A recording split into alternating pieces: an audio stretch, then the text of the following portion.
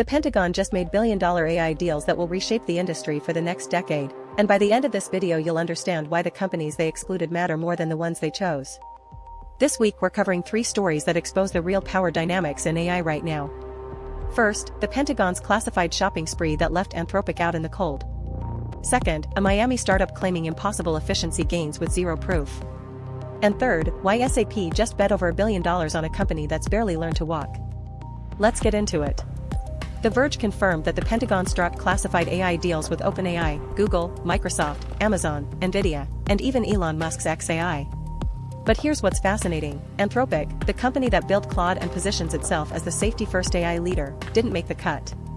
Multiple outlets corroborate these deals exist, with official Pentagon announcements referencing the partnerships. Now, what's classified conveniently remains classified, so we can't verify actual performance or deployment scope. But the vendor selection tells us everything about what the Pentagon actually prioritizes.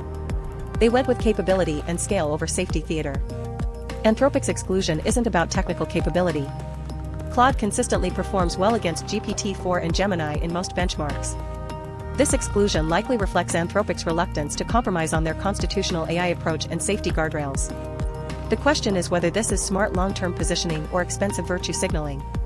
When the government is handing out contracts that could define the next generation of AI development, being the principled company left outside might be the most dangerous place to be, or the most valuable brand position you could ask for.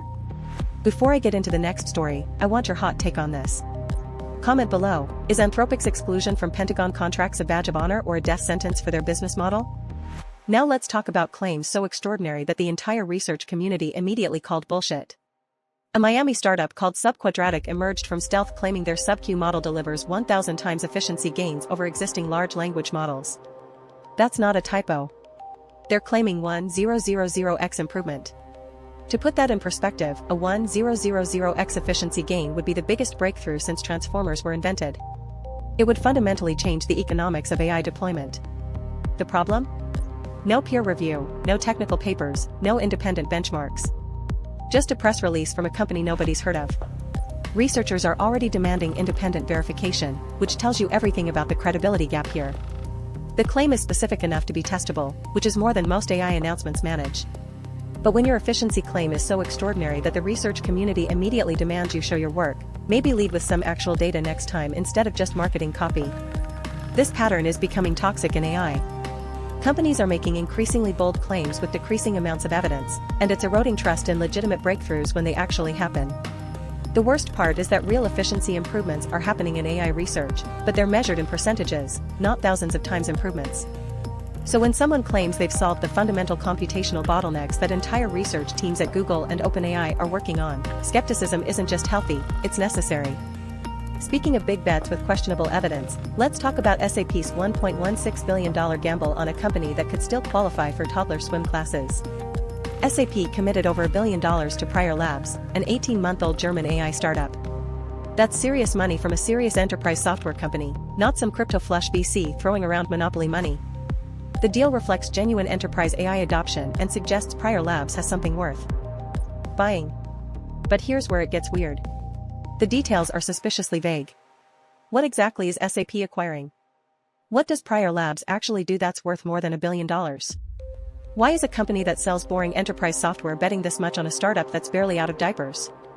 Without knowing what Prior Labs built or why SAP chose them over established players, this feels like a very expensive game of startup roulette.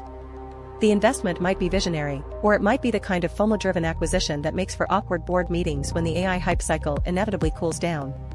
Drop your hot take in the comments. When enterprise giants like SAP make billion-dollar bets on unknown startups, is it vision or panic?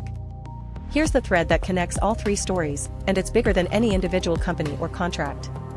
We're watching the formation of AI's power structure in real time, and it's not being decided by technical merit or market forces alone. It's being shaped by government contracts, media hype cycles, and corporate FOMO. The Pentagon's vendor selection shows us that when push comes to shove, capability trumps ethics in high-stakes deployments. Subquadratic's bold claims reveal how broken our information environment has become when startups can make extraordinary claims with zero evidence and still get media coverage. And SAP's billion-dollar bet on Prior Labs shows how enterprise leaders are making massive strategic decisions based on incomplete information and fear of being left behind. These aren't separate stories about different companies. They're three symptoms of the same problem. AI development is happening faster than our institutions can evaluate it properly. Government agencies are picking winners without full transparency. Media outlets are amplifying claims without verification. Enterprise buyers are making bets without understanding what they're actually buying. The companies that figure out how to navigate this chaotic environment will define the next decade of AI development. The ones that don't will become expensive lessons in how not to build sustainable AI businesses. If you want the full breakdown of stories like these every Monday, Wednesday, and Friday, completely free, check out Overfitted in the description. I go deeper than any YouTube video can, with zero fluff and zero hype. Just reality checks on what's actually happening in AI while everyone else is drinking the Kool-Aid. If this analysis helped you see through the noise, hit like and share this with someone who needs to hear it. Subscribe so you don't miss next week when I'm covering the real story behind AI's first major regulatory crackdown and why the companies celebrating might want to read the fine print. Here's something to think about. If being excluded from government contracts becomes the new mark of ethical AI leadership, what does that say about the future we're building?